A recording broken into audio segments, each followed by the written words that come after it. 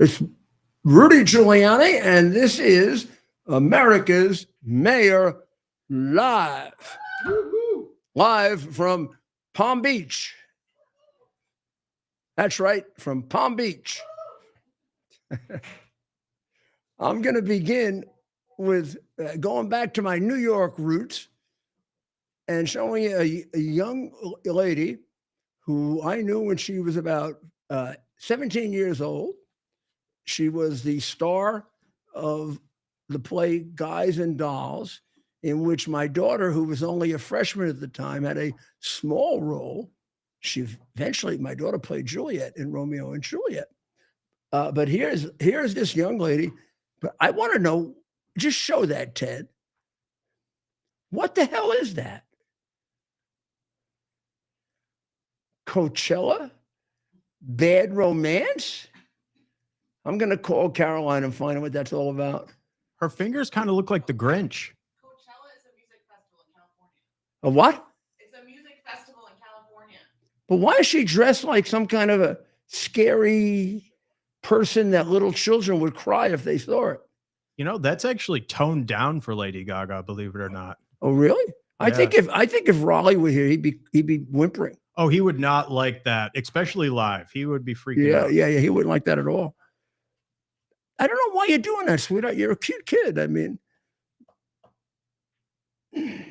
well, her father expresses these things himself, so I don't feel bad doing that. She is a great talent. Who's her father? Her father. Who's her father? A restaurant. Restaurants and he's a conservative. Yeah. Oh, yeah. He voted for Trump.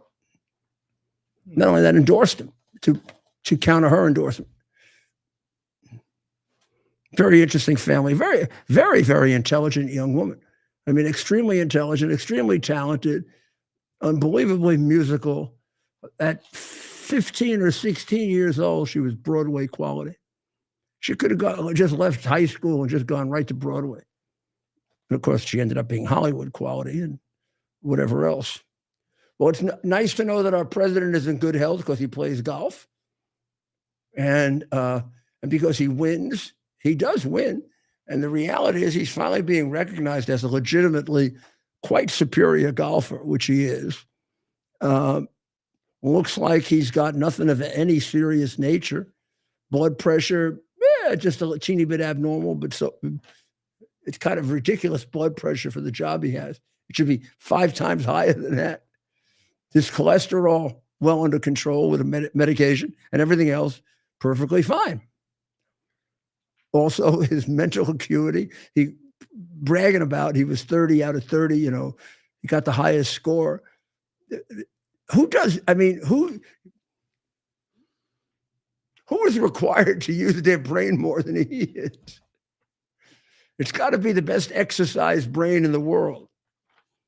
It's got to be working every day, and it's fabulous how it works for us, right? Now, I want to pick on my colleagues, Stephen and Ted, because they come from Michigan. First of all, I know you were extremely upset at the team that was at the White House today. Well, and there. You actually made remarks about it. Even I didn't. I would rather have had Notre Dame there, but right. You were really more angry than I was. Right. But what we didn't see, this is late breaking news, and I don't mean to pick on our vice president here. Of course, he hails from the state of Ohio. Mm-hmm. And so he was obviously there today to commemorate the championship. But he had an interesting moment with the championship trophy that I'd like to share with you today. And I think this is probably making the rounds throughout Michigan as we speak. I'd like to get your reaction to this, Mayor.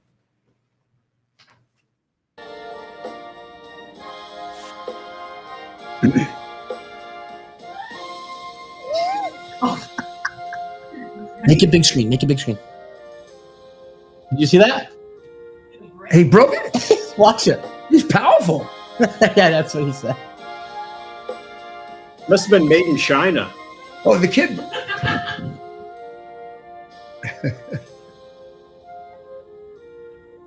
No, it was just not connected correctly. Oh, come on. No, you're right. So what happened was that's actually just the base of the trophy. Yeah, the kid. No, it wasn't the kid. It was the vice president. No, the kid pulled it off. The kid pulled it off the base. Okay. He pulled it off the base. Okay. He Look, thought- we're all different. What he thought it was connected, hardwired, and Right. it wasn't. And probably a heavy base and a thin top, and Right. he pulled it off. I Luckily. think some people are going to get in trouble for that. The people who handle the trophies. No, not really. Not Obviously really. not real. Look, I just want to take a moment. When Ohio, we love all 50 anything, states, right, but right, Ohio, right. they can't I tell you celebrate what, right. They drop tell- the trophy. It falls in 2 pieces. I tell you what, It's Ohio for you. you'd rather have that trophy than not.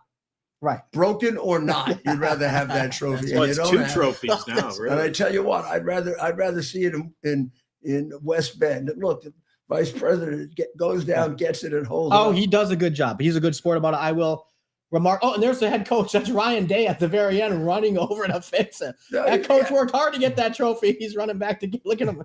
But you're right. To be They fair to could the have vice made one president, complete trophy and not screwed around with that it. was that it's way. 2 pieces. You're right. So Yeah. it's not on the vice president. It's on the trophy makers. So Really. now I want to go to Michigan. Okay, here we go. I want to show Whitlis. Oh yeah. Governor Whitlis. Get it? Whitlis, not Whitmer. Whitlis. Right. You'll This see is why. a picture here. This picture is making the rounds. She's the one that was with Kamala Harris at the bar trying to get picked up during the campaign Right. in order to get men's votes. Right, here she is.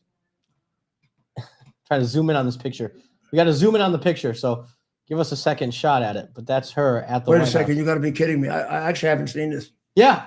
Let me see this again. You haven't seen it either? No, I haven't seen. I heard about it. Yeah, this is a real picture, Mayor. The New York Times photographer Eric Lee saw her, noticed her in the corner. This is Gretchen Whitmer at the White House last week. Now, I've always thought of her as being overrated as a candidate and a Did politician. you see this, Maria? Look at her. I was like with Ted, I wasn't sure if that was real. It's real. But like, is she trying to hide? Yes. Yes, yeah. She's It's like, on the White House logs that she's there. well, also, did someone tell her putting the binder in front of your face doesn't remove you from the room? And they It did just a simply covers your coordinated face. spray too, because she was there for business. That's real, so Mayor. they did press. Yeah, see, I got to get the mayor's face on. She was there for business. She's supposed to be there for business. She is a governor, She can't Democrat or hide not. it. Some things are And different. finally, she actually got in trouble originally before people saw that because she praised his tariffs. Right, Well, Oh. she better praise his tariffs because from Michigan. Yeah, exactly. her party ruined her state. Look, this is going to be gold for not just Yeah. Republicans, but for her Democrat Yeah. Democrat competition. That's what you do in China. Yeah, compare the photo ops. Governor Shapiro is enjoying the, victim of violence. Who's not enjoying it? Well, I mean, can't imagine. it's good press for him. And this is what happens to Whitmer. Well, So strictly politically speaking, Stephen makes an interesting point, and it'll be curious to see what Shapiro does with that story, Mayor. what do you mean? It's But what going do you ta- everywhere. But It's Mayor, going what would you everywhere. recommend? So let's say Whitmer, let's say you in a crazy world had to now advise Governor Whitmer on this. What would you recommend she does in this situation? And how you respond to some of that? Put your political hat on. I just let it go by. I wouldn't try to explain it or as much more that you say about it, the worse. Just let it go Right. by. So It's not gonna that alone is not gonna stop her from being president. If she acts like a airhead dodo bird, then that'll be used against her. Right. If she acts like a very serious, intelligent person, it'll be seen as a stupid thing that she did. Why do we have 4 mics? Right. There isn't much you can do with that, bad hair day or I didn't have my makeup on. It all makes her sound frivolous and stupid, right? Well, which I think she is, by the way. Right. But I we'll think that see. the way she has to play it is that she will work with Trump, but she doesn't like it. and I made a silly mistake at the White House with these binders. Oh, and that's the way you express you're not liking the president. You really are a 14-year-old, aren't you? Yeah, that's what I'm saying. I Which think means Well, the whole It crew really in was charge. illegal for you to be at that bar with Kamala Harris trying to pick up men in order to get the men's vote. The whole crew in charge of Michigan right now is a bunch of 14-year-olds: Jocelyn Benson, Dana Nessel, Gretchen Whitmer. It's like a episode of Mean Girls, essentially. Well, Jocelyn Benson is the one who disqualified Trump for being in an insurrection. What insurrection? I mean, that was the woman should be in jail for doing that. right. I remember that happened. She takes a person off the ticket based on her singular analysis that he was involved in an insurrection. When a FBI and Justice Department spends $100 million trying to prove it and can't, Right. never charges it, never charges anybody with it, never proves it, and she says he was in an insurrection, he's off the ticket. And I think 13 of her crooked state similar Democrats did the same thing. Right. You know, she does. She has turned. You just don't appreciate, ladies and gentlemen of America, just how crooked the Democratic Party is. She turned the Michigan Secretary of State's office into a shady political operation. Oh yeah, yeah. And you yeah. know, President Trump has the fortitude and the capacity to fight back. A lot of activists throughout Michigan have been targeted who don't have the resources, who have been bankrupted based on political attacks. So these people are not, they're not innocent. They're not innocent. No, they're not innocent at all. Well, as long as we were talking about Governor Shapiro, that's his home. Now that's a public entrance, a study that leads to a ballroom, if I recall correctly. So he lives on the other side of the mansion. So this did not really affect his family. But it did, in the sense that they were awakened with a telephone call at 2 a.m. on Saturday saying that there was a fire in the mansion, and it was a very big fire, as you can see. Now, the mansion is big enough so that it didn't have an immediate impact on them, but any fire has an impact on you. We don't know the cause of it yet. They arrested the boy, the young man who did it. There's speculation that it has to, because of the virulent nature of anti-Semitism and the prevalent anti-Semitism in the country, there's a speculation that that's what it is. But so far, I've heard no evidence to that effect. So it's ridiculous to chalk it up to that yet. I mean, what we can chalk it up, first of all, to something that shouldn't have happened no matter what, for whatever reason, insane or some politically motivated garbage, it shouldn't have happened. Of course not. And he doesn't deserve that. Nobody deserves that. And it's just an example of how out of control this society is, right? Ridiculous. Right. We have some pictures from that. You have some more pictures? Yeah. Oh, we played them last time. Yeah. Oh, you have them up right here. Yep. That's not centered. Yeah, I remember being in that room when Richard Thornburg was the governor.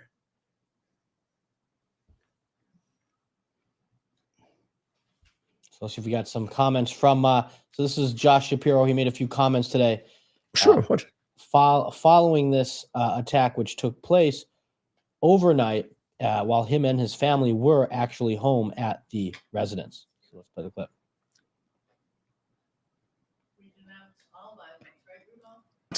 Is not okay. This type of violence is not okay.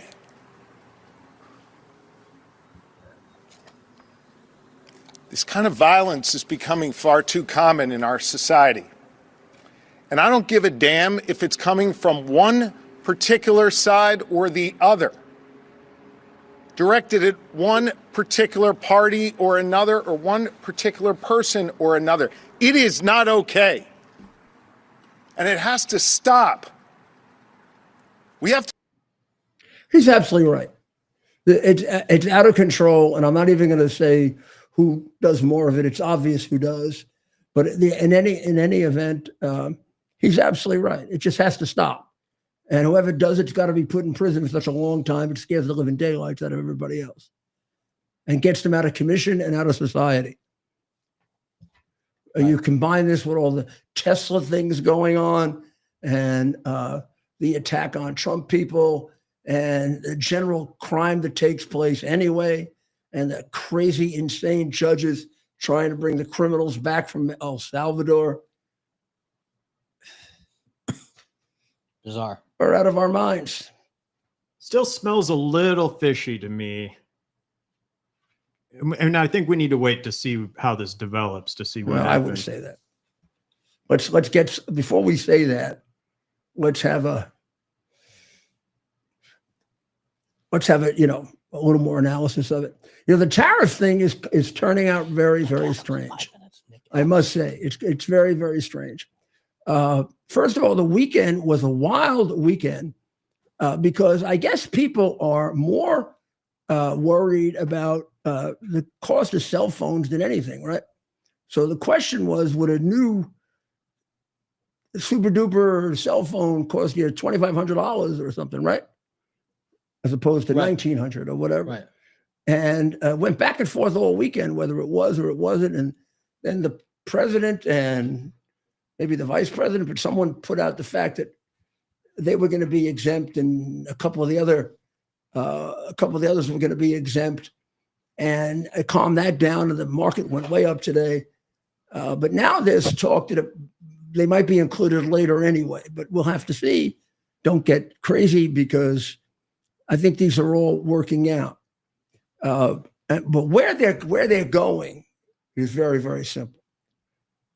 The tariffs with most of the countries are going to work out to be favorable economic deals for both of us. When I say most, 90%.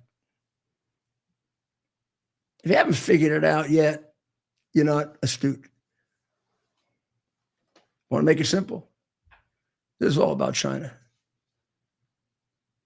This is all about taking out the cancer that began with Nixon and Kissinger going to China unwittingly, for good reason, I think, but never making a course correction, and China playing us for a fool. Tariffs not being the only thing, infiltration of our schools, elementary, high school, colleges, owning our colleges, infiltration of our businesses. When they came over there, they had to share their intellectual property with China. We gave it to them willingly. Becoming part of our trading group, stealing all of our technology, which they're incapable of developing, stealing our military secrets, infiltrating every part of our society, putting police departments here in the United States so that they could take advantage of the second and third generation Chinese and turn them against us by frightening the hell out of them. That's what the president's facing. He's facing a country that has been infected by red Chinese. And one of the things we do is we give them the money to do it to us. We give them an additional $1 billion a year or more just to destroy us. And they do. They plan and plot to do it every day. And once COVID happened, they've been knocking the hell out of us. Well, they killed almost 1 million of us, right, with COVID. You know they did COVID, right? Yeah, Nick Adams. You saw it. And you know that the Democratic Party covered it up, which has to tell you that the Democratic Party is their operative. And so is the media. The media will not report the things that I know, as a matter of fact, about China. Well, we have with us a very special guest who who I've been wanting to have back on for a while, Nick Adams. To stop. And, Nick, are you there? Here, Mr. Mayor, live and talking to one of my favorite people. Where are you? I'm in Houston, Texas. All right. You're in Houston, Texas. Well, what are you doing? Well, right now, I just finished up a speaking event to the Northwest Forest Republican women here in the great city of Houston.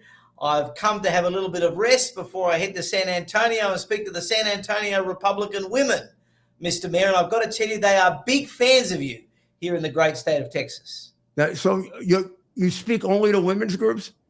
Well, I like women, Mr. Mayor. I talk to everybody. So how's your book doing? The book's great. From Mar-a-Lago to Mars, President Trump's great American comeback. But Mr. Mayor, before we get to the book, I want to tell you, because you don't know this, but you, sir, are greatly responsible for my love of books, my love of writing, and my love of American politics. Because when I was in the 12th grade in 2002, I read your book, Leadership, and it genuinely changed my life. And I learned so much from that book, and they are lessons that I have held ever since that time, and I probably will hold until the day that I die. So from me to you, Mr. Mayor, thank you so very, very much for having such a big impact on a young man, 18, 19 years old at the time. It meant a lot, and to be able to be here speaking with you is very, very special indeed. Well, we'd like to have you here in person when you get to Palm Beach, all right? I would love that. That'd be great. I was actually with Johnny Tobacco the other day, and he was telling me that he's going to be spending some time with you. Yeah, Johnny is terrific. We love He's Johnny. great. He's a great guy. We always are anxious to see what he's wearing. Well, he's almost as flamboyant as me, Mr. Mayor. You look good. Thank you, sir. So what do you think of this whole tariff thing? Look, I love it. I love it, Mr. Mayor, because the reality is that America and Americans have been ripped off for several decades now, and President Trump is the only one with the testicular fortitude, the courage, the brilliance, and the preparedness to not blink who can change this. And you're very right when you say that all of this is about one player and one player only. There's a lot of different ways to get to the one player, but it's all about China. And at the end of the day, Americans have really got to ask themselves, do we want this 21st century to be a Chinese century, or do we want it to remain an American century? And it's one of the big issues and topics that I explore in my new book, From Mar-a-Lago to Mars, President Trump's Great American Comeback, because I really believe, Mr. Mayor, that President Trump is the only man that can make sure that we don't end up living the Chinese nightmare with social credit scores, with communism, with no happiness, no ownership of just about anything. What a great title. And we've got the book up on the screen right now. What a great title. I think you're absolutely right. And it's all coming out. You can see it. The opposition to him is like it's gigantic. And they're all coming out frightened and worried, and whether it's the academics or media, business. On the other hand, most of them are he's winning most of them over. I don't know if he's winning them over for legitimately, but I mean they have to, like the nations have to go along with him. That's the beauty of it, Mr. Mayor, and that's what President Trump has understood from the very beginning. And unfortunately, a lot of people are either too stupid or simply unwilling to understand and accept that reality. There are countries coming to the table, lots and lots of them. They know, I mean, at the end of the day, the United States of America is an economy that the rest of the world's countries need. We are the heartbeat. We are at the epicenter. We are the largest customer base. Without the United States of America, you can forget everything else. And that's why President Trump, to quote him in his interview in his meeting that he had with Vladimir Zelensky, President Trump is actually holding the cards as opposed to the Ukrainian Prime Minister. He is holding the cards, President Trump, when it comes to this trade war. So tell me about you grew up in Australia, and you came to the United States when?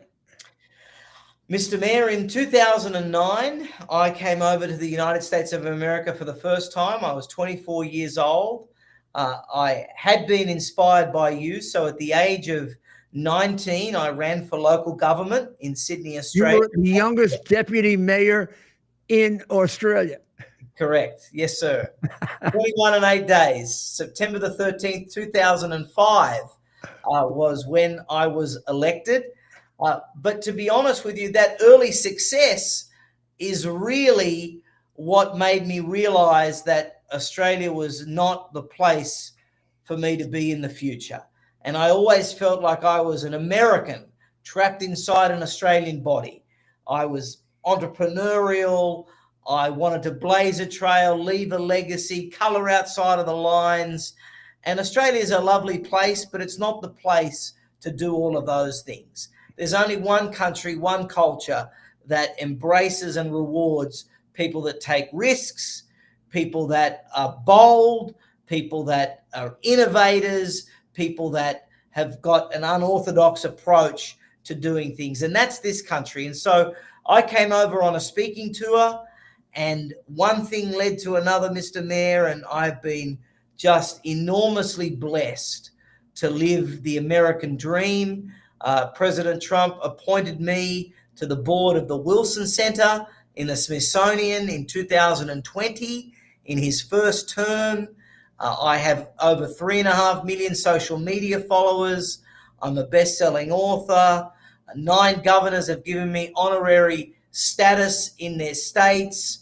I've gone on to do tremendous things, including founding and running a very large national nonprofit that teaches K-12 American students about the Constitution, the Declaration of Independence, and the Federalist Papers. It's called the Foundation for Liberty and American Greatness, and it's my way of giving back to the. Thank you. Yeah, our students have to be taught to love. People are shy about this, but public education, when it started in the 1850s and 1860s, was justified by the fact that we had to teach people love of America, to be patriots. And until all of this started 50 years ago, public schools were intended to teach you to be a good American citizen. I mean, you would begin every day with the Pledge of Allegiance. Which is why when I finally got to the United States, Mr. Mayor, I was shocked, because that was the reputation that the United States of America and the American education system had worldwide. Mm-hmm. That Americans were patriotic, they were civic-minded, they were articulate, they were extremely aware and knowledgeable about their own history. But when I got to the United States of America and I started going into different K-12 schools, elementary, middle, high schools, speaking at colleges, I couldn't believe that there are young Americans that don't even have the faintest or foggiest idea of what the First Amendment is or the Second Amendment is, let alone the 10th Amendment or something else. Well, it's very, very good that you're doing that. It really is very, very helpful. And it's important that we get we get kind of a view from the outside too. You know, people that live here, if they are patriotic and that's the way they were brought up, they may not even notice that things have changed until you get into a crisis. I don't think we understood how bad our education was until the pandemic, because the parents didn't really, they didn't realize how bad the school was until they watched it on television at home. I couldn't agree with you more. You're absolutely right. That was a moment, COVID was a moment when the penny dropped and they realized just how bad things were and that something needed to be done about it. But it's a shame, Mr. Mayor, and I know you agree with me, that it takes something like a pandemic, like Yeah, a it is. September 11th, for the penny to drop, for there to be this awareness and change. We need to be citizens. I'm a very proud citizen of the United States now, and we need to be. Thank you very much. We need to be citizens that are not ambivalent, not complacent, not neutral about the United States of America's destiny. We need to be all over it. We need to realize that decline is a choice, not a condition. And when, a lot of people don't realize this, but President Trump's message might sound simple, but it is in fact the most profound thing that any modern statesman has ever uttered. Make America great again. When he first said this, Mr. Mayor, as you well know, he was doing the opposite of what most politicians do. He was being honest with us. He saw that we were losing that which made us great. And by leaving his business empire behind, by leaving his career as a beloved entertainer behind, by leaving a good and happy life behind, President Trump took it upon himself to push back against the decline that many felt was inevitable. But he didn't only just take it upon himself to restore America's national greatness, he took it upon himself, Mr. Mayor, to make America greater than it had ever been before. And that's why I wrote this book, From Mar-a-Lago to Mars. Donald Trump is a true survivor in the sense of the word. This in itself makes him a figure of fascination and almost beguiling character. I wanted to dig deeper this time. This is not just a political book, and really understand what makes him so great, so unbelievable and unique, how he's managed to not only survive, but thrive. And there are invaluable lessons in it, in Donald Trump's life, for all of us. Well, Nick, we're only 3 months into it. Well, we're 3 months into this particular term, yes. But it's remarkable. It's remarkable how much he's taken on in 3 months. I mean, every issue, even though it isn't all, you can't engage all of them every day, although he seems like he does. They're all out there. All of them are being battled. We're battling on all fronts to try to make America greater again. We certainly are. We certainly are. But what I really think about, Mr. Mayor, and I think what set him up now for success in these first 3 months and way beyond, I think we can all agree that this second term is even better than the first, is what he had to endure and what he had to come back from. I mean, this is a man who was impeached twice, sued, indicted, arrested, convicted. They tried to kill him twice. And for him to just keep fighting, to have this unshakable self-belief, to never back down, to never apologize, to never retract, to just keep on fighting for the American middle class, keep on fighting for what he believes in, keep on fighting when everyone else was trying to take him out. That is some unbelievable resilience, some next level strength. And that's what this book explores. It's a self-help book. It's a manual on how to win based on Donald Trump's life. And what Donald Trump has been able to do, he's faced more adversity, Mr. Mayor. You've shared your own fair share of adversity. President Trump has, I think, had more adversity than anybody. He has. And how he's able to just keep on going. I mean, it's a thing to marvel at, but also I think it's a good time for us to adopt a lot of the mindset that he has and apply it to our own lives, whether we're raising children, whether we're founding, running, or growing a business. These are all principles that can be applied to our lives. Well, thank you very, very much, Nick. Good luck with your speeches in Texas. Thank you very much, Mr. Mayor. I'll be channeling your great oratory, and I And will when you're head to the great free state of Florida, let me know. All right. 100%. It's been a Okay. pleasure. We'll go to Mar-a-Lago, not Mars. Sounds good, Mr. Mayor. From Mar-a-Lago, and then we'll go to Mars. Okay, I'll go to Mars with you. What a great guy, huh? You see, this. When we talk about American immigration, my friends, that's what we're talking about. We're talking about a guy like that. We're talking about a guy who brings. He's actually bringing us something, isn't he? By coming here. It's a little bit of a what I would call like a slap in the face. Like, do you realize what a great country you got, jerks? What are you running it down for? I'm in Australia and I'm looking at you. You people are running it down because of some guy was a slave owner 300 years ago. What are you, crazy? We don't have anything like that in Australia. We don't have the rights that you have and the benefits that you have and the capacity to do things that you have. That's that's where immigration. I mean, I was and I am about as big an advocate of immigration and I was as the mayor of New York of anyone in the country. But I wasn't talking about indiscriminate immigration. I wasn't talking about any jackass who wants to walk in can walk in. Any moron can walk in. Any criminal, any insane person, anyone that wants to hurt my family can walk in. Of course, I wasn't talking about that. I'm not crazy. I was talking about people, and I believe we should be talking about people that add to what we have, that improve us.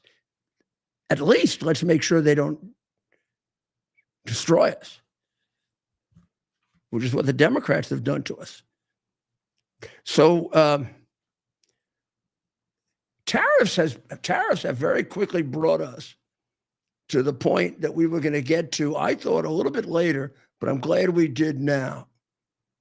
And that is, yes, tariffs are important, and tariffs are going to get worked out between us and now 95 different countries on a case-by-case basis that is sensitive to our economy, their economy, what they need, what we need, and our national security, their national security.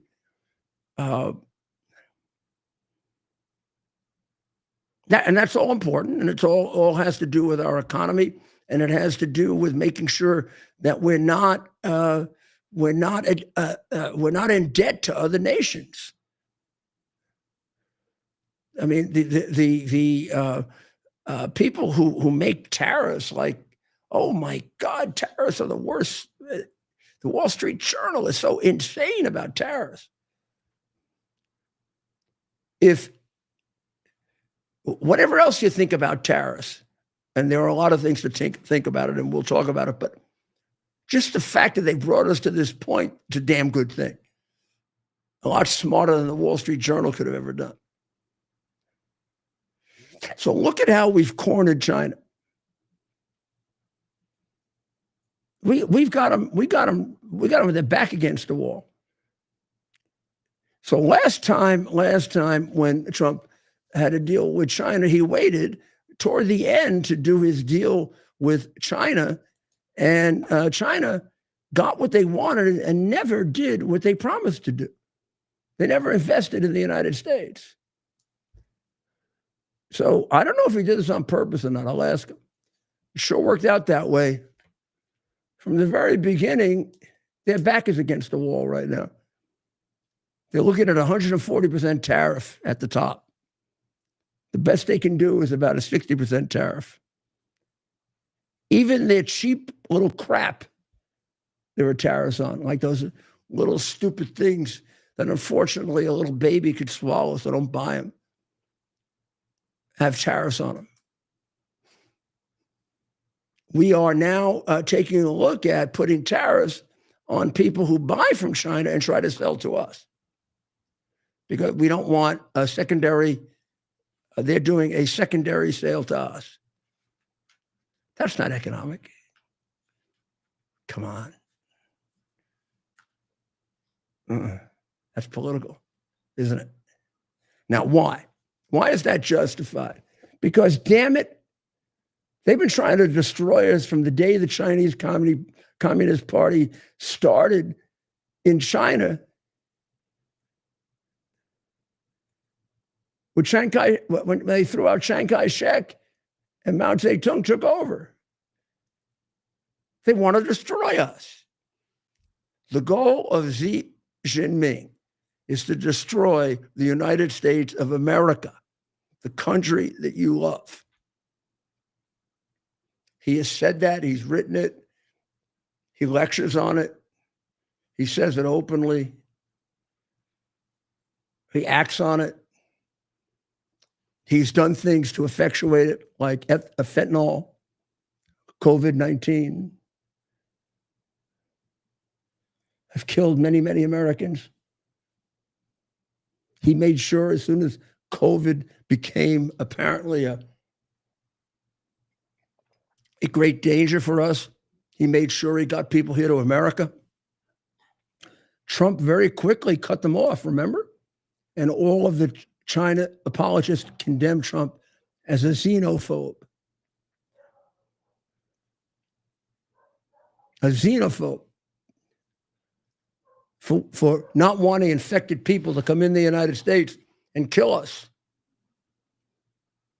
That cutoff a month earlier than any place else saved 500,000 lives. So what Trump was able to do this time is to start the clock running against them rather than us. So now they're the ones that are isolated. They're the ones that are out of the game. They're the ones that have to try to find people to sell to. They're the ones whose economy is, unlike when Trump was first in office, in much worse condition than it's been in a very, very long time. Much worse condition. Their growth rate is who knows what. You never know. Their numbers don't mean a damn thing, but their growth rate is less than ours. The situation of their population has always been a very, very false picture presented of China. So you look at 1.4, it's hard to know what they really are because their population is declining and India is now the largest nation on earth. Let's say it's 1.3 billion, okay? Of that 1.3 billion, 600 million are poverty line. They're not in the poverty line. That's America. They're in third world poverty. If you were to try to fix their situation all at once, you would knock China's GDP in half, which is why China's GDP is phony. It's why it's not the United States. So there are probably about 600 million people in third world poverty and 700 million people anywhere from poverty to lower middle class, upper middle class, and fabulously wealthy Communist Party elites. And when we come back, we're going to show you a we're going to bring you some facts about a situation going on in China that may indicate that Xi Jinping is in a lot of trouble. U.S. Army Major Scott Smiley paid a high price serving our nation. Scott was leading his platoon in Iraq when a blast sent shrapnel through his eyes, leaving him blind and temporarily paralyzed. Scott would become the first blind active duty military officer before medically retiring years later. Thanks to friends like you, the Tunnel to Towers Foundation gave Scott and his family a mortgage-free, specially adapted smart home. Show your support for America's heroes now. Donate $11 a month to Tunnel to Towers at Are you ready for some action? I'm ready for action. Get the Elite TV plan only through the portal. 218 channels, and it's only $69.95 a month. Wow. Including your free portal. That's cheaper than everyone else. Your favorite sports, movies, news, Wow. even daytime dramas. We're talking about ESPN, OAN, Newsmax, Wow. channels you can't get anymore in certain areas. Compared to the competition, this is a way better deal. Endless selection. Not to mention all the free music channels. There's over 700 premium and classic movies all ready to go. Wow. Plus, they got catch-up TV that allows you to go back and watch what you've missed or want to watch again. Cut your cable in half and get twice as much for free. Way more channels for half the cost. After the first year, the subscription then drops to $57.95 monthly, Wow. where you change or upgrade anytime. Go to QUXNow.com and get yours today. Use promo code RUDY. Act fast. These This is Rudy Giuliani back with you on America's Mayor Live. And this is actually crystallized very, very clearly. And I don't know that I want to call it a Cold War. Yes, it is a Cold War. But because it's a Cold War, it doesn't mean it's exactly like the other one. It's being fought on different. It's actually being fought in a much more complex way than the old Cold War was. Yes, there's a military competition going on that we have to be concerned about. The Chinese military is growing. Ours is shrinking. They've passed us in terms of Navy numbers. They haven't passed us in terms of Navy sophistication or the sophistication of weapons, and we're not going to let them do that.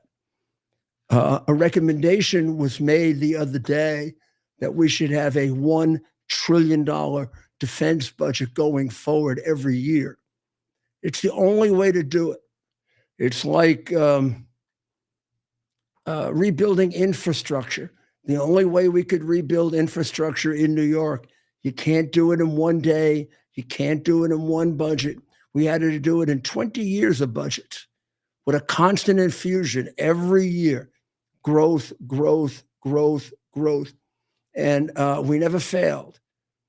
And it didn't start with me. I was in the middle of it. I was in the middle of the relay race. And it made New York. New York has obviously a large set of problems, but it has a very, very fine infrastructure to some extent.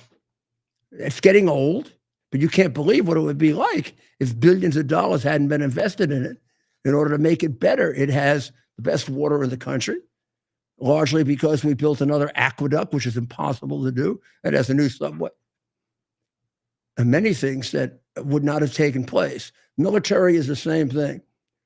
We've got to commit ourselves to whatever it takes to cut other things so that we spend $1 trillion on our defense. The only way we're going to be able to keep this world from atheistic Chinese communism is by being the strongest nation on earth. And Xi Jinping is convinced that by 2048, China will be. And he's said it, he's used it as a date, and he's trying very hard to get there. And everything they're doing is aimed at that, which we only started to realize, well, I did some years ago, but other people within the last several years. But now we've got to organize behind that. Senator Scott the other day, Senator Scott, who is a great senator, who doesn't get the credit he deserves because he's a very, very low-key man. He's a great governor of Florida, too, as good as Bush and DeSantis, who had more of an outgoing personality. Senator Scott had Paul Atkins, the new Trump nominee, and I guess, if not already, soon to be chairman of the SEC. He had him commit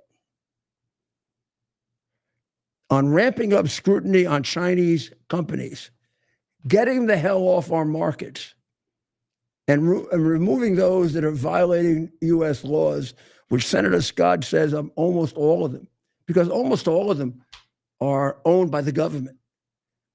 And almost all of them are required to turn over anything the government wants to the government. China is not a private economy. China is a controlled, top-down dictatorship. You have a Chinese company on a capitalist free market exchange. You distort it, you bastardize it, and you make it into something they can manipulate. Throw them out. Let them go find money somewhere else. Why the hell are we financing our own demise, which is what we've been doing? Nearly 300 Chinese companies representing more than $1 trillion in market value trade on U.S. markets. I'd throw them all out. Out. Go find the money in Bangladesh, jackasses.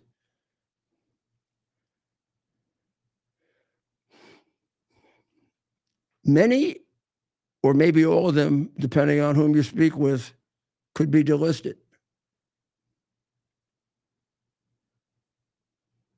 Trump signed in his first term provisions that allowed the regulators to delist Chinese companies for violating disclosure rules, to failure to account for Chinese Communist Party influence and ownership of their enterprises, to not account for the use of slave labor.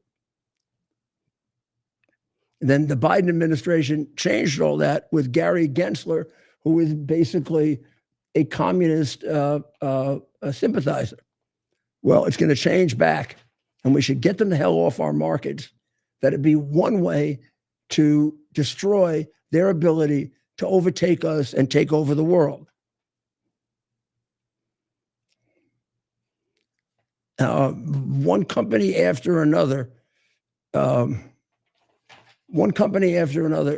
should be on that list. And Senator Scott's got a good handle on it. There's an article today in the Post about small firms that are tied to China are going to lose their business. These are firms that make toys that come from China. Tough shit. Sorry, I don't want any toys from China, okay? And why the hell were you getting toys from China anyway? Don't you know that the Chinese kill more people than any group on earth? What the hell is wrong with you? Are you a moral savage to do business with them? You see some of these people here that are doing business with them, they look like idiots. Artistic toys and promotion. She's in this one here is in a fast sinking boat that's doing business with China. Sorry, sink. Overall, the U.S. toy industry relies on China for 80% of its production. I don't know. You think maybe we could sacrifice a couple of toys? You don't think we can get our toys from somewhere else? Gee, if we can't do that, we're really in bad shape. This is what Trump is. Don't you realize what's going on? This is fabulous. Get their hands out of our pockets. Get their hands off our televisions. And with toys getting more sophisticated, the data that they are acquiring about our kids. Yeah, but just get rid of them. Get rid of them. That's why exactly. One thing I disagreed with Trump is TikTok. Out. I don't want to even hear from them. That's poison. Out. Gone. Somebody else will pick up that group of people. Out. Also, they're sick. I don't know. Whatever happens on that thing is sicker than other places. China increased tariffs on all U.S. imports to 84% as a response to our increase, and then so he's not going to. He depending on what we're talking about and where they increased, we're up to 145%. He is not. This is not a joke. This is not kidding. They're not prepared for this.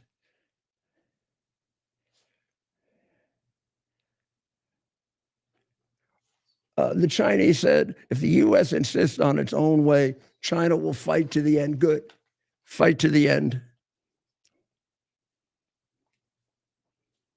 We have a trade surplus in services. So the New York Post thinks we should be really happy about that. We shouldn't have any deficit with China of any kind. And we shouldn't even be doing business with them. They're too savage a country, and they hate us too much for us to do business with them. And what we should do is try to wipe them out, destroy their economy, so they're going to have to destroy the way in which they conduct their economy, which is socialism and communism. The place where we're having a lot of difficulties, of course, is with these cell phones, because Americans feel like, oh my gosh, they can't. I guess the Apple cell phone will go up about $400 or $500 if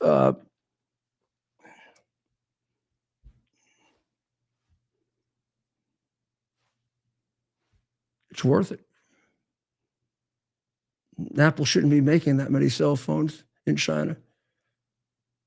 What happened? Top of Apple become, who runs Apple? Tim Apple. What? A man named Tim Cook. President Trump renamed him Tim Apple. And a at the White House. consortium of large investors. Is he a communist? Does he hate America? We'd have That to. is a good question. Yeah, I mean, look. Why would he make all of his phones in China? Well, To be fair, they have actually recently been branching out to try to look at India and other locations just because of the geopolitical risk. yeah, I mean, Tim Cook. I would say, yeah, he's a profiteer before he's a patriot. That's for sure. Yeah, I think it's whatever way the wind blows with these guys. So why don't we go to the video of Trump on China? Number 4. We had number 4. Say it again. Number 4. Yep.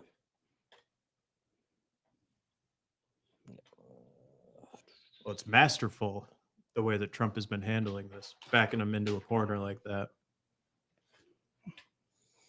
So this is President. Well, this is from last week. This is President Trump, and again, Well, it just a hasn't master changed. class on negotiating, and it really It hasn't changed explains since last week. why he's been as successful as he has in business.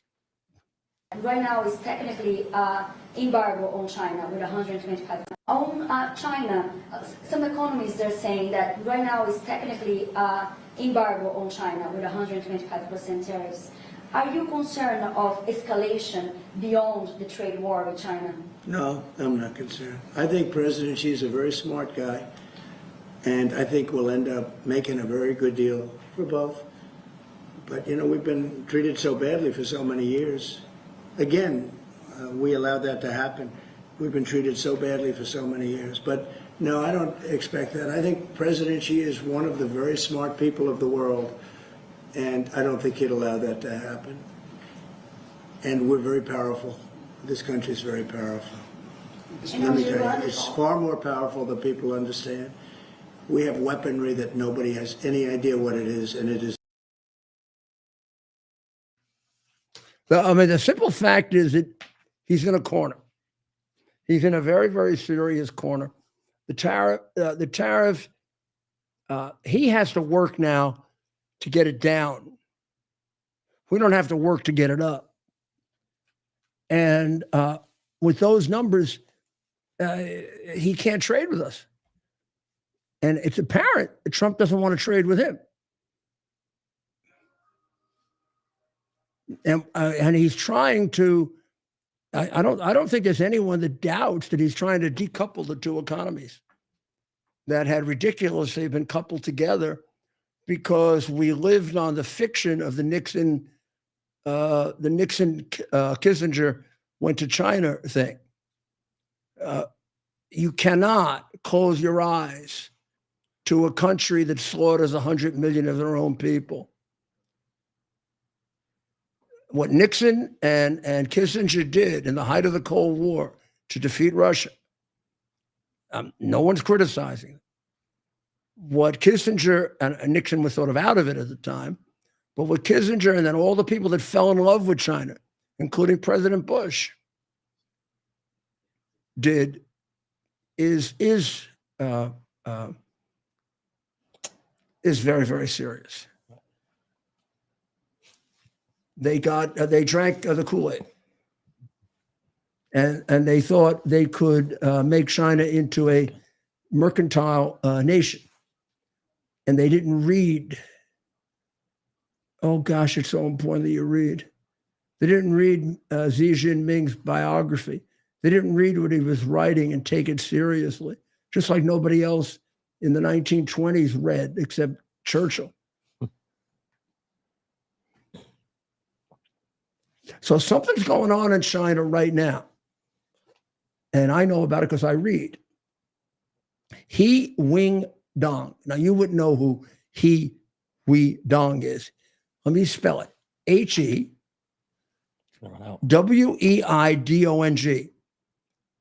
He's a close ally of Xi Jinping. He's the vice chairman of the Central Military Commission. Okay, he hasn't been seen since his last appearance on March 11th at the closing ceremony of the National People's Congress. On March 13, independent journalist, I don't know what that means, independent journalist. Yeah, that's a good point, Mayor. Good catch. Revealed that that's his name, He Weidong, had been arrested. So he's the third ranking figure in the CCP military.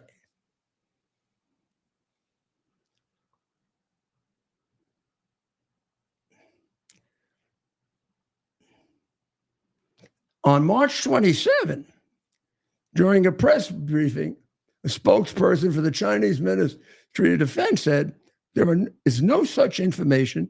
We are not aware of the situation. They're not aware of the situation that he's been removed, but he's nowhere. Nobody can find him.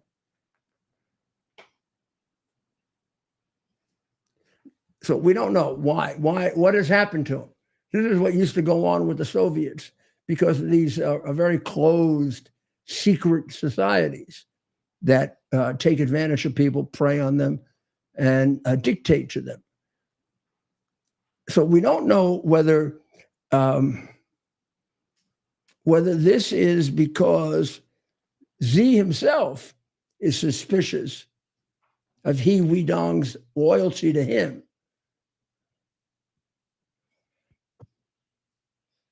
or are there anti-Xi forces who have gotten control of a lot of the party apparatus and are removing Xi loyalists? And the speculation among the navel gazers and tea leaf readers, I guess is the better one for China, huh? The tea leaf readers is, it could be either. Well, they're ripe for it. It is not. The author of the article, Wang He, in New Epoch Times, tends toward the latter, which is that this is part of a very, very orchestrated effort to remove key people so that Xi can be removed. Now, there are about 4 or 5 other examples of that. So these could be, now Xi has always moved people out. This could be Xi doing it, but it also could be being done to him. And these are people extraordinarily close to him. Some distancing, some strategic moves. They're in financial, I don't even know what to call it. They are not on sound footing financially. So if there were to be a time to go after the king, now would be a good time for it. Well, you know, I guess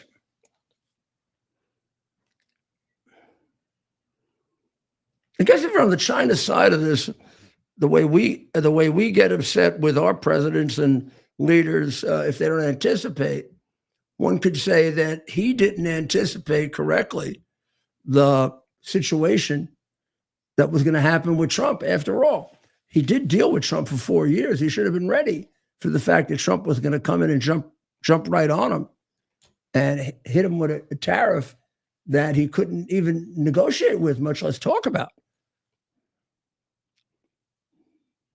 Right.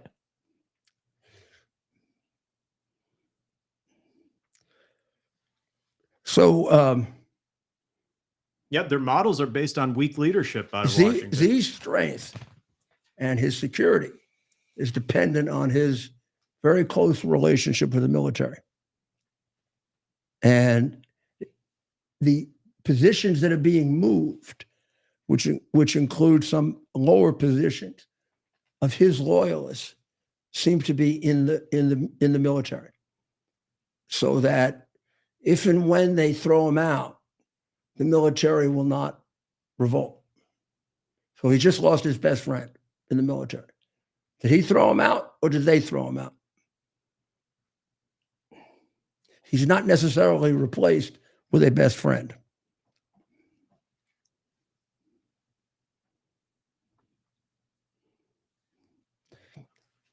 And now I could give you a couple of others. The names wouldn't mean anything. Zhang Xiaojun, which is also a Lee loyalist, who is a medical doctor in the military. He was the director of the CMC's general office and major general. He's been missing.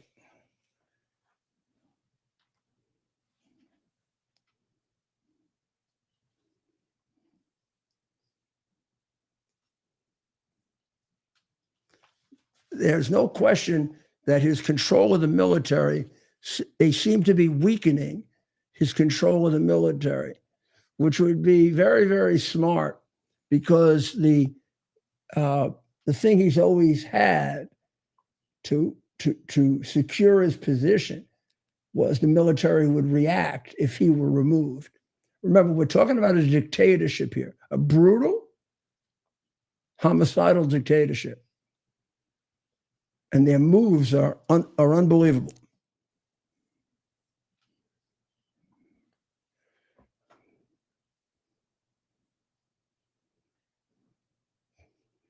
Well, we'll keep watching this. There are a couple of others that I'll bring to you tomorrow that of a lower level in the military that also indicate that it could be that they're softening things up. The general consensus is that the difficulty is there's no agreement, even emerging agreement yet on a successor. And you can't take the king down without a king, right? And this guy is very resourceful. So you make a mistake here, you're dead. So but he has put the country in a very, very difficult position, and has not anticipated or played the Trump thing correctly, particularly as Trump emphasizes what good friends they are, which I think he does on purpose. Like, you can't get anything better out of your friend? This is the best you're going to do for us?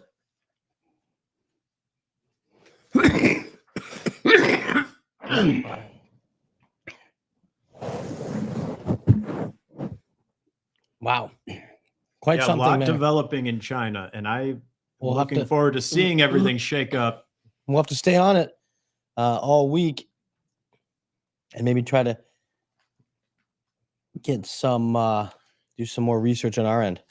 Well, and really, it's hard to do research on China because it's so closed off and so controlled. Like that Wall Street Journal columnist for the China Bureau, I can't believe a darn thing that she says. right? Because it's all just scripted straight out of the Communist Party. You know where to go, right? What is her name? Ling Ling? You know where to go. Epic Times.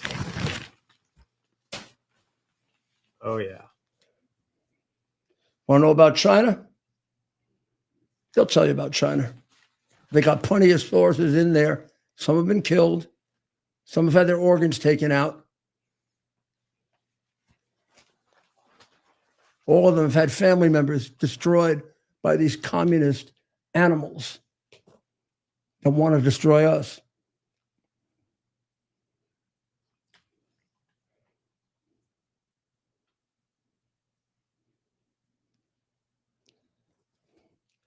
According to the experts, Trump has made the tariff so high so Xi can't negotiate, because what he wants to do is decouple from China.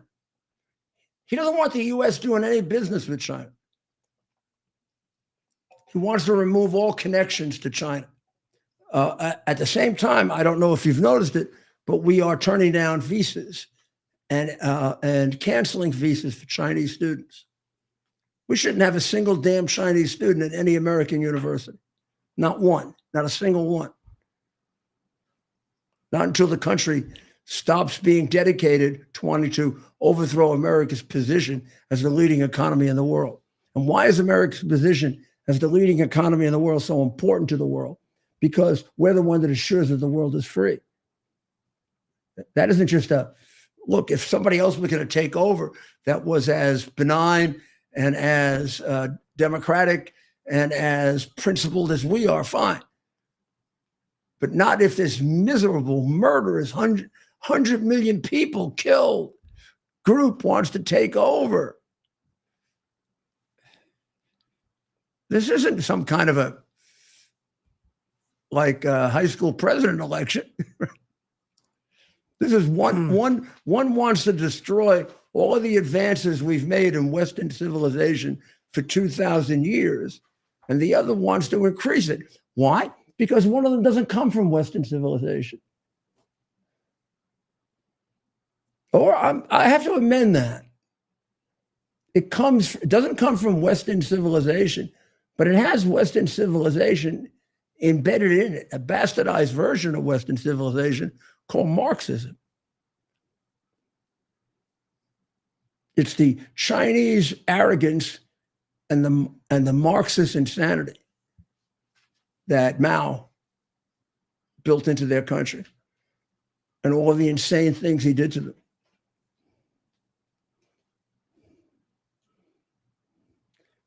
What Trump wants to accomplish now is to just cut it off with China.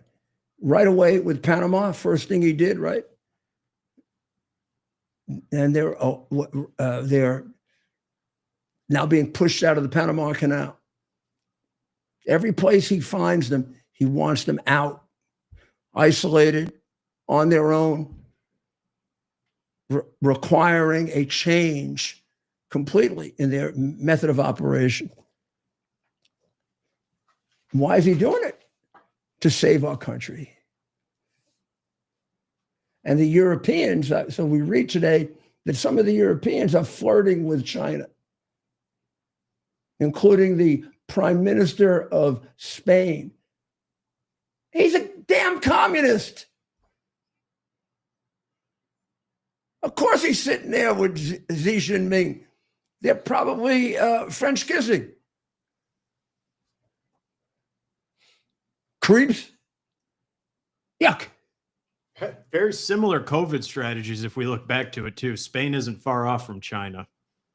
Spain has a very socialist, and to be socialist now is to be China, because Russia has its own problems. Who knows what the hell it is? Is it communist? Is it nationalist? Is it fascist?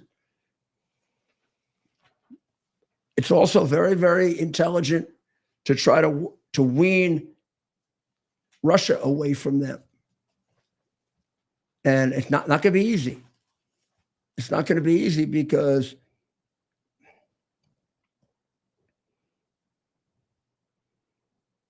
There's more resistance in Putin than I thought there would be on Ukraine.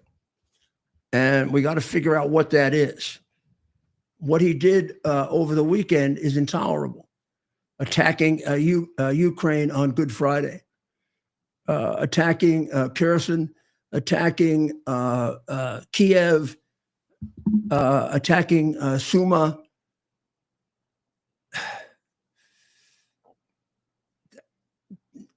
These are now the killings of a murderer, not a world leader. This is a guy who likes murder, that's doing murder, as opposed to someone who is turned off by murder and has to do it maybe as the leader of a country, but isn't going to do it if he doesn't have to. And it's the disturbing thing about Putin. And it is what I think makes people nervous when Trump says, that he's a friend or that Xi is a friend. Now, I don't know exactly what that means. They're not friends. When's the last time you saw them at Mar-a-Lago? Yeah. They're not friends. I haven't seen him at the golf course at Mar-a-Lago in 4 years. I know his friends. Steve Witkoff is a friend. And a darn good, intelligent man. He's one of his friends, but Xi Jinping isn't one of his friends. I don't know why he says that. I understand it is negotiating. Well, and deal making. Ronald Reagan was friends with Tip O'Neill, but he really brought it down to him when he was. That's a little bit different though than the chairman of the Chinese Communist Party. Tip O'Neill, you could be friends with. He was another politician. American politician, yeah. So you're right, Mayor. I would suggest maybe this is all for deal making and negotiating. It is. It is. Yeah. It is. It's for deal making and not really quite making the transition to what he's in right now. Right. Because he's not in business now. Xi Jinping is not just another businessman. Right. Xi Jinping is a mass murderer. Right. And what we do sometimes when we deal with them that way is we create kind of a euphemism, a shadow of euphemism for them, and they don't seem so bad. Right. You don't see Xi Jinping with fangs and teeth hanging out, and the number of people, all the Uyghurs that he's killing, all the Christians that he's killing, all the Muslims that he's killing. I mean, he's killing 1,000 people a day. Right. And he does it with a smile on his face too. Yeah, I mean, none of us has friends. None of us has friends that kill 1,000 people a day, at least that we know of. Right. And one of the biggest things, so he doesn't look like a vampire. He actually looks like Winnie the Pooh. And he hates that comparison and actually banned Winnie the Pooh from China because people were making fun of him for looking so similar to him. Like Winnie the Pooh? He looks like Winnie the Pooh. He has the same grin as Winnie the Pooh. That's funny. They are so the way that's amazing. Put his picture up. Let's try to find Ted. If we can find the Winnie the Pooh Xi Jinping comparison, it's spot on. Yeah, he doesn't like it. He really doesn't. Yeah, that's got to be going. That's too funny. Show one of those. Yeah, that top one right there, maybe.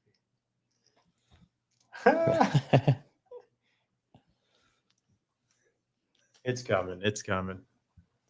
Now these images are more than banned in China. I bet you'd get disappeared very fast. If you did this one? Yep. Why are you in jail? Why are you here? What'd you do to get here? I posted a meme of Winnie the Pooh in China. That's all. Just a little meme. So this is Oh, he's getting there. Xi Jinping. Sorry, yeah. It takes a while. What was it? Here it is. So this is, you see it, right? Oh, he's such a friendly little guy. Yeah. Look at him. Such a nice little murderer. Yeah. As long as you're not, well, as long as you're not an Uyghur or a Christian, as long as you don't believe in our Lord and Savior Jesus Christ, you're okay. Of course, that was my problem with the Biden administration, too. Biden claimed to be a Catholic, but everybody who went to Latin Mass was some kind of a terrorist. And the guy who ran that division or ran that thing is now, I'm told, head of the Washington field office. And I can't get Josh Patel, Cash Patel, or Pam Bondi to tell me that that's not true. I think there's more to this. And as Cash even said, we need to stay tuned because who knows what's going down in the Washington field office. It could be reduced to nothing, to be honest with you, as it, probably should be, at least scaled back. But why would you keep a guy in the FBI who was going after Catholics for going to Latin Mass? I mean, I'm really upset about that. Maybe they're putting the case against him together. I don't know. Well, you suspend him. Yeah, we'll see. We'll see. I have faith still that Director Patel is going to be doing the right thing here, and we'll see. So I thought the headline in the Post today that Trump should keep Witkoff from selling out to Iran was unfair. I just want to tell you, I think that's unfair. And I'll tell you why. Every indication is that we're down to one of two things in this deal. And this is what you report. So I'm basing this on whether you have the facts to write that and hurt the man's reputation. Here's what you report. What you report is that Trump has decided that one of two things are going to happen with this. One, they're going to dismantle their nuclear weapons. They're going to let us do it or watch it and assure ourselves they've been dismantled. Number two, if they don't, Israel or the US or both are going to do it involuntarily, militarily. Now, I have no reason to believe there's any other option. And you don't say here there's any other option. So what are you talking about? You just want to be pricks? That's not nice. I think this issue of dismantlement is a very intriguing one. I just be careful of it as particularly since it comes from John Kerry. I would be careful of it because it may be a delusion.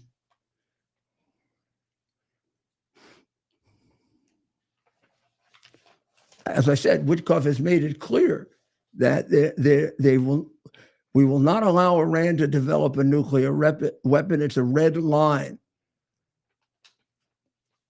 I think our position begins with the dismantlement of your program. That is our position. Okay. It sounds pretty straightforward to me. I don't know how more straightforward you can be. So, Ted? Yep. What do you have? Anything you want to get off your chest? Well, any confessions from the weekend or? No, very. Well, what did you do this weekend, Mayor? Happy Palm Sunday to everyone. It's a Holy Week. Happy Holy Week to everyone. Happy Holy Week. Holy Week. Hosanna. We got Holy Thursday, Good Friday coming up, Easter Sunday. We got to kick that cough. Maybe we'll limit your words here on out. Maybe. Pardon me? We'll limit your words here on out for Act tonight. it out. We want to keep your voice good for the week. It's only Monday, Mayor. Oh yeah, I can't do too much. Yeah.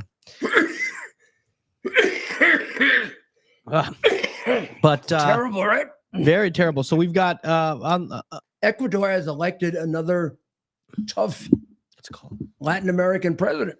That's right. Daniel Noboa. That's right. Wants to crack down on gangs containing cocaine. Yeah. Sounds good. Yeah. It's, I mean, look, I think if today's any indication, we're off to another busy news week. Of course, the president hosting President Bukhari today, and continuing his promise to remove dangerous illegal aliens from the country. That seems to be going forward full speed ahead. With the complete disagreement of the court, of the Democrat judges on the court, and Caitlin, your friend Caitlin, Caitlin Collins. Caitlin, I don't know that we're friends anymore. I can't even remember the last time we talked. Caitlin Eagleface. She looked like an eagle today. Well, they really piled up on her today. Ooh, the president really. President Bukhari. I think Marco Rubio got in on it. Pam Bondi. They all kind of went in on her. Well, you know, I tell you, I wish I was there. I really. In some ways, he should have sort of a fondness for her. Why? I would say she's. Oh, you're not thinking with me. No, I am. She almost serves a role for the president, right? And that if he wants to get something off his chest, he can go right into her, and he knows she's going to ask a very biased question, and he can hit her on that too. First of all, she's nicer than Acosta. If she's not, if anything about her, Acosta, yeah, okay, I'll agree with that. She's not as bad as Acosta. I don't know Acosta personally, so Acosta, you know him, probably. You got to know him a little bit, right? You saw him a lot every day over there. Yeah. The first term. I didn't have to deal with him.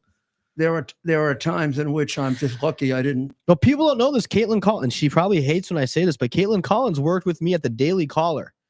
People don't know that about Caitlin Collins. She was a conservative writer for the Daily Caller. She worked for Tucker Carlson. She sat right next to me. So she'll go whichever way they pay her. Well, the reason I say he should be somewhat grateful to her is the interview she did on CNN. Remember, he wasn't. Oh yes, now I know what you're referring to, Mayor. He just ate her lunch. Yeah, he just wiped the shit out of her, and they went ahead and they gave her. I never understood it. I thought they were going to fire her. Yeah, a bunch of people got fired except for her. You don't put a weak intellect against a strong intellect. Remember like that? I mean, he just ate her up. It was, he. Some of those people are smart. I mean, they're hard to eat up. He just ate her up. Right. And she was nervous, and she's always nervous, it seems like. Well, she's lying all the time. Wouldn't you be nervous if you were lying all the time? So I'm going to conclude with a column from the New York Post from one of the wisest men in America, Victor Davis Hanson, from the West Coast. I don't know how that could be, but he is. Here are a couple of questions he posed. I'm going to do all of them. Time here. Did President Donald Trump so-called trade war? That's what they call it. It's a trade war. But then what do they call the policies of the past half century by Europe, Asia, China, and others to assure asymmetrical tariffs that stole money from us? Theft. Victor, I'd say theft. Do nations prefer surpluses or deficits? I don't have to answer that, do I? Would our trade partners prefer to trade places with us?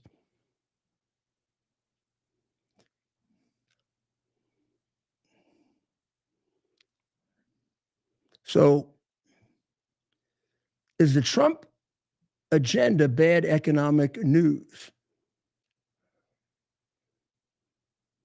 In the sudden end of 10,000 illegal entries a day. The Red Sea is suddenly navigable. The Houthis in Yemen are stopped.